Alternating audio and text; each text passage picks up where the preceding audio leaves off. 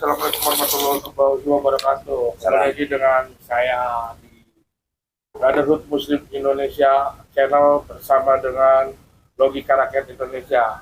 Sekarang kita akan membicarakan tentang isu Aceh dengan kepulauan yang keempat ini. Gimana Pak Pres, bisa diterangkan masalah isu dari Aceh ini? Ya, terima kasih Pak Pimret ya, Brother Muslim Channel ya, dan Logika Rakyat tentunya dimanapun berada, baik dalam dan luar negeri.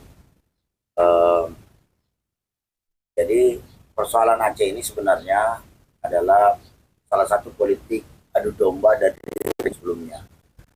Memang sudah gagal lah mengelola negara ini, ya kan? Jadi ya hanya sekedar untuk merampok kekayaan negeri kita untuk hanya kepentingan segelintir orang, kelompok. Jadi bukan untuk kepentingan rakyat Indonesia. Ya. Nah, sebenarnya ini kan wajar lah kok saya melihat bahwa rakyat Aceh marah terhadap kebijakan keputusan menteri masa undang-undang terkait masalah kewilayahan provinsi Aceh ini dikalahkan oleh keputusan menteri. Karena itu kan hasil Mendagri. Ini kan konyol. Nah, kekonyolan-kekonyolan itu hanya bisa terjadi di rejim Jokowi yang aneh-aneh itu, ya kan? Dan itu terus mau terus diulang agar pemerintahan Prabowo ini terkontaminasi, ya kan? Kan praktek-praktek konyol yang brutal amburadul bikin undang-undang kayak Omnibus Law misalnya, yang acak-acak kadul, ya kan? Salah bikin undang-undang, pantas didukung statement-statement daripada anggota DPR. Kalau katanya kalau bikin undang-undang selalu dikalahkan DMK, ya wajar lah. Ya habis DPR kita bikin undang-undang juga ya selalu berdasarkan kepentingan oligarki, kepentingan undang-undang pesanan, tidak pernah berdasarkan berdasar 45. Maka ketika digugat, batu ujinya adalah undang-undang dasar 45, pasti selalu dikalahkan di Mahkamah Konstitusi. Jadi sebenarnya Mahkamah Konstitusi udah benar, yang salah itu ya DPR-nya. Bikin undang-undang salah-salah. Nah, kembali kepada persoalan Aceh ini, bahwa ini adalah trik-trik yang selalu mau digunakan ketika rezim Jokowi. Bikin dulu undang-undangnya, atau dulu belakangan lah baru urus, ya kan? Udah bikin dulu Kemen, dicaploklah dari Aceh, diutuslah menantunya Jokowi yang sekarang Gubernur Sumatera Utara, si Bobi itu, untuk negosiasi, mari kita kelola bersama. Ya nggak mungkin lah, masa ada suatu kewilayahan yang dikelola bersama? Nggak mungkin lah satu, misalnya ada dua provinsi yang mengelola itu, pajaknya gimana? Terus pulau itu bernilai enggak? Ya, dan itu udah pastilah, nggak mungkin lah tiba-tiba mau dicaplok kayak begitu, diserahkan ke Sumatera Utara kalau tidak punya nilai ekonomis. Nah, ini saya bacakan sedikit Pak Pimret ya, terkait masalah sebenarnya ini dari tahun 1992 ini sebenarnya sudah ada nih. Jadi di surat kesepakatan antara Gubernur Sumatera Utara waktu itu diwakili oleh Raja Inal Siregar dan Gubernur Aceh Ibrahim Hasan tahun 1992, ya kan? Jadi sebelum reformasi nih udah ada nih terkait sengketa 4 pulau di Singkil. Nah, penjelasan lengkapnya begini, latar belakang kesepakatan 92 itu pada tahun 1990 sampai 92 terjadi ketegangan antara Sumatera Utara dan Aceh terkait klaim atas 4 pulau di wilayah Singkil. 1 Pulau Panjang, 2 Pulau Mangkir Gadang, 3 Pulau Mangkir Ketek, yang keempat Pulau Lipan. Konflik ini memicu ketidakstabilan di perbatasan, termasuk sengketa penangkapan ikan dan pengolahan sumber daya laut. Nah, waktu itu kan masih gamlah, masih rame-rame gam kan. Nah, akhirnya pada tahun 92 dengan mediasi Menteri Dalam Negeri yang saat itu dijabat oleh Pak Rudini, nah kedua gubernur menyepakati resolusi batas wilayah. Jadi langsung buat kesepakatan. Isi pokok daripada kesepakatan tahun 1992, dokumen kesepakatan tersebut menegaskan 1, keempat pulau diakui sebagai bagian daripada Kabupaten Aceh Singkil, Provinsi Aceh. Nah, 2, Sumut Sumatera Utara tidak boleh lagi mengklaim kedaulatan dan mengeluarkan izin usaha di wilayah tersebut. Yang ketiga, pengelolaan sumber daya alam, perikanan, pariwisata, dan lain-lain menjadi hak penuh Aceh.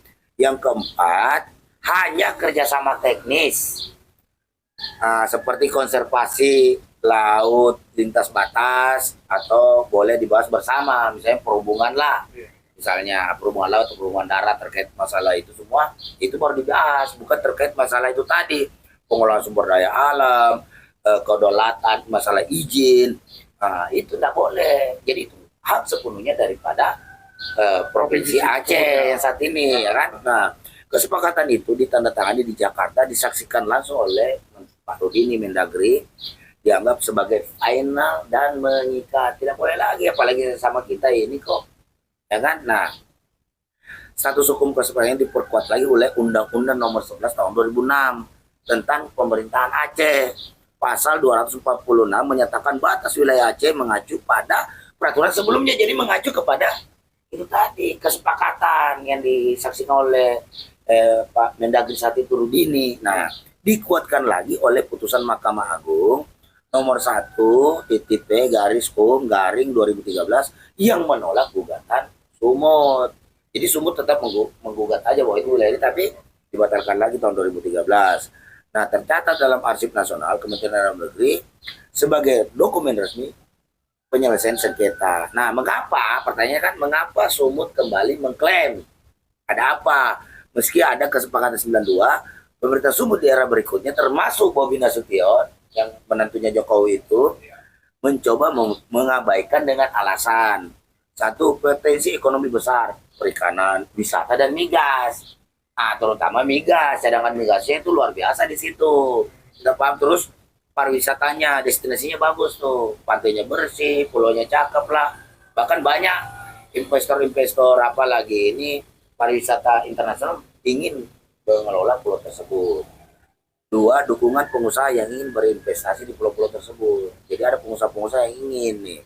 Kemudian politik identitas untuk memperluas pengaruh Sumut. Jadi ada unsur-unsur juga untuk memperluas pengaruh Sumut, dalam hal ini ya sebagai menantunya Jokowi lah, gitu kurang lebih. Tapi kan Aceh kan ya di Pilpres kemarin kan salah satu provinsi yang Jokowi kalah kan di Aceh, kalah telak. Nggak boleh. Ya nggak boleh di sana harus mah. putra daerah. Iya, nggak mau, ya kan. Nah, jadi kalau Bobi ini cuma bawa peta, jadi ada nih itu Bobi bawa peta tapi lupa baca arsip. Itu, ya kan. Ini berarti ada indikasi permainan ya, itu dulu, Dar. Nah, kesepakatan 92 adalah final dan masih berlaku hingga kini. Aceh memiliki dasar hukum kuat, undang-undang, putusan MA, dan dokumen historis. Upaya Sumut untuk mengklaim ulang adalah pelanggaran kesepakatan nasional. Ya kan? Nah, kemudian pesannya buat Aceh, pesan Aceh nih, orang Aceh nih kemarin kan melalui gubernur itu, kami menghormati sejarah, hukum, dan janji lama. Sumut harus berhenti mengada-ngada, ya kan? Nah, jika Sumut terus memaksa, kelihatannya Aceh siap membawa kasus ini ke pengadilan internasional sekalipun. Tetapi kalau kita lihat gayanya Gubernur Sumut itu cerdas juga. Ya, untuk apa mempersoalkan, menggugat sesuatu yang sudah menjadi milik kita. Justru pemerintahan Provinsi Aceh ini tidak terpancing oleh permainan Jakarta. Nah, bawa aja karena hukum. Ya hukumnya tahu sendiri lah pengadilan, ya kan.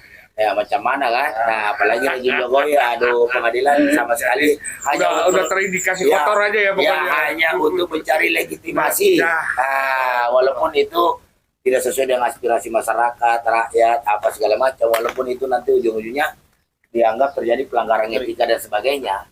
Nah, itu ya. Jadi bagusnya cerdasnya Pak Musakir ini, yang Gubernur Aceh ini, tidak terpancing untuk menggugat. Dia biarin aja. Ya paling ujung-ujungnya ribut aja lah. Ya udah jelas batas itu dari dulu, sejak dahulu kala Aceh itu punya Aceh, itu 4 pulau itu tadi.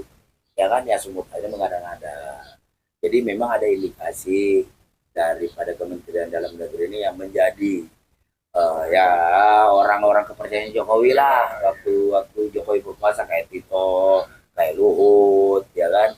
Nah, menggunakan tangannya Bobi ini karena orang udah tahu ini indikasinya pasti ada hubungannya dengan dinasti Jokowi. Ternyata 2 matahari itu benar. Iya, ya kan? Kenapa sampai jadi 2 matahari begitu? Nah, itulah karena ya Pak Prabowo dari kemarin ya jujur aja omong-omong terus. Udah tahu lah ada 17 menteri titipan Jokowi di kabinet Merah Putih. Tapi sampai hari ini Prabowo nggak berani mengeksekusi. Ya kan, ya mustahil lah bagaimana memberantas korupsi, memberantas kegaduhan ini kalau masih ada orang-orang Jokowi yang mau cawe-cawe di situ. Betul, mungkin perintah Prabowo tegas, tapi yang eksekusi kan kementerian-kementerian itu yang eksekusi. Nah, banyak sekali kejadian seperti misalnya hari ini kan, akhirnya persoalan 40 ini diambil alih oleh Prabowo. Nah, akhirnya Prabowo memutuskan bahwa ini milik Aceh. Iya. Coba, ya kan, masa sampai urusan kayak gini masih aja begini dibikin gaduh terus. Persoalan siapa lagi ini yang bikin gaduh, Hasan Hasbi, ya kan, kepala babi, belum lagi si Bahlul si Bahlil, Akhirnya 11 Raja triliun. Ampat, ya. 11 triliun ini. Nah, 11 triliun segala macam, ya kan, banyak sudah. Siapa lagi yang punya Menteri Kesehatan, Iya. ya kan, itu kan siapa lagi, Luhut juga, Iya. ya kan, katanya udah nggak mau jadi menteri, tapi tahu-tahu, ya kan, udah mau pulang aja urus di Danau Toba sana kan, tahu-tahu masih aja jadi Dewan Ekonomi Nasional segala macam yang setara dengan kementerian. Ya jadi kan murid-murid Jokowi ini perilakunya nggak jauh daripada Jokowi. Hari ini ngomong A, besok jadi B. Hari ini ngomong tempe, besok jadi kedelai. Jadi nggak bisa ya, namanya Jokowi ngajarinnya, ya kan, sudah tapi belum. Nah itu sudah. Jadi kalau Jokowi bilang sudah, tapi sebenarnya belum. Ah itu, ya kan. Ini bukan mulik, tapi pulang kampung kan? Gimana coba? Kalau saya lihat berpikirnya begini Pak Pres, kayaknya Prabowo ini maunya, Presiden Prabowo ini dia menyelesaikan masalah dan jangan sampai terulang lagi korupsi ini. Jadi dia memang penyelesai masalah jangan sampai terjadi lagi. Iya, memang Pak Prabowo harus tegas dalam hal ini. Ya tidak bisa main-main karena secara historikal segala macam, apalagi ditambah statement Pak Yusuf Kalla, Memang aturan sudah diacak-acak bantuan, seperti itu. iya, bantuan Pak Yusuf Kalla SBY yang terlibat dalam perdamaian Aceh, ya kan, yang kemarin sehingga akhirnya gerakan bersenjata di Aceh itu tidak ada, sudah didamaikan, dan Aceh juga siap untuk mengembangkan provinsinya, bergabung tetap dengan Indonesia.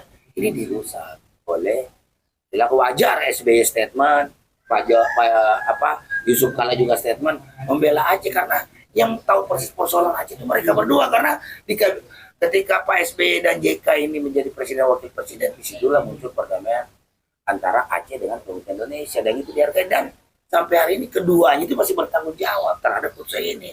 Jadi memang yang ngawur ini ya Tito lah, orang-orang Jokowi lah yang ngawur ini. Memang ngawur aja mereka ini, perusak memang, ya kan. Raja Ampat diacak-acak, ya kan. Kalimantan diacak-acak, ya kan. Sulawesi diacak-acak.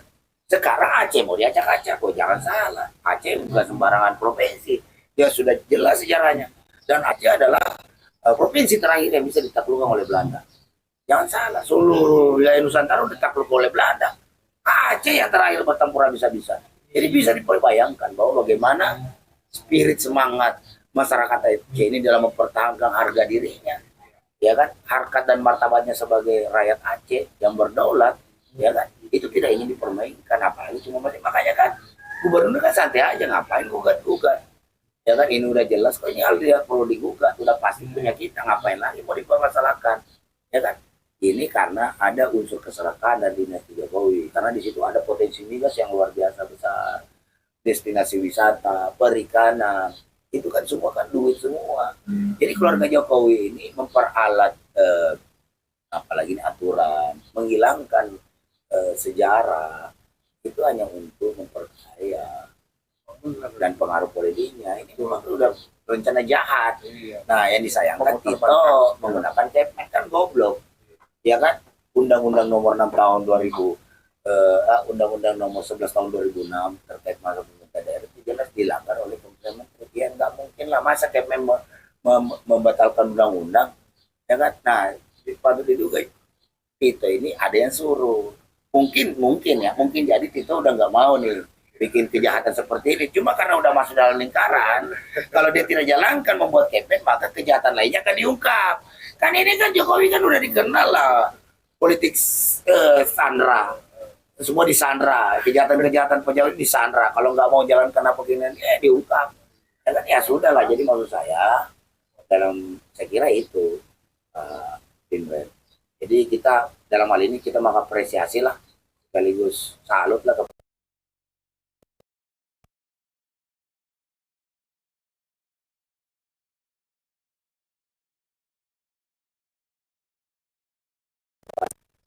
persoalan ini selesai, dan ya lagi-lagi Ya udahlah Bobi, bapak lu udah nggak berpengaruh lagi ceritanya. Dan saya pikir itu untuk menepis juga bahwa tidak ada lagi matahari kembar seperti Pak Gubernur bilang. Artinya Prabowo ya Prabowo, bukan anak buah Jokowi. Gitu kan, ya Jokowi aja yang mau mengklaim-klaim kali. Jangan bahwa Prabowo masih bisa diatur-atur misalnya. Tapi ya buktinya udah beberapa kebijakan, masalah kemarin tabung gas, masalah apa upah, masalah ini lagi. Pokoknya udah banyak masalah yang diambil alih oleh Presiden Prabowo untuk menunjukkan bahwa dua ini bisa diajak diskusi tapi tidak bisa diatur. Dan ya sekali lagi ya kita terima kasih lah kepada Prabowo yang sudah berhasil mengambil proses itu walaupun lewat daring ya. Rapatnya kan lewat daring.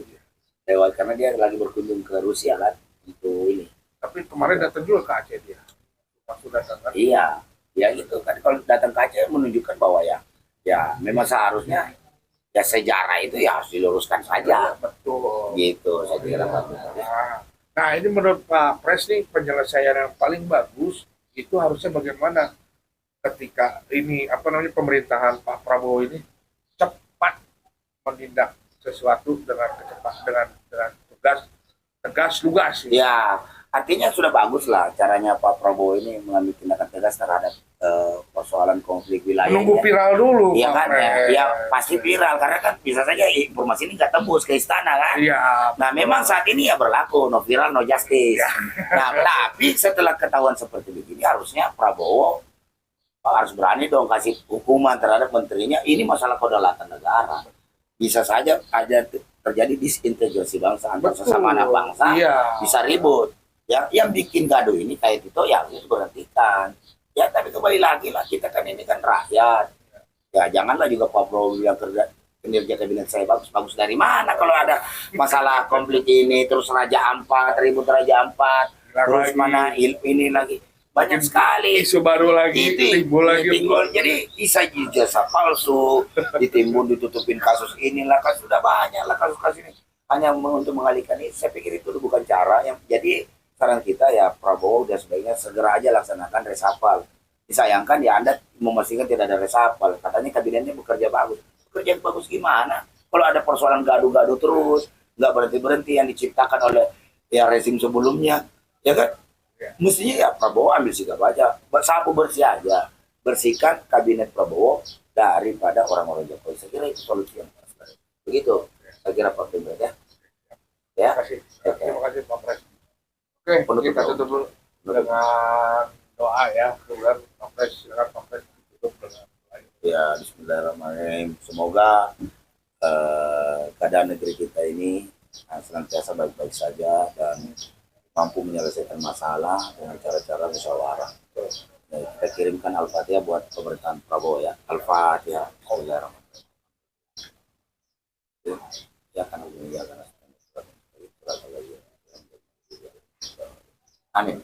Oke, terima kasih banyak teman-teman. Inilah logika rakyat dengan Badan Muslim Indonesia sedang berduet di media. Terima kasih banyak. Oke, sampai jumpa. Sampai jumpa. Assalamualaikum warahmatullahi wabarakatuh.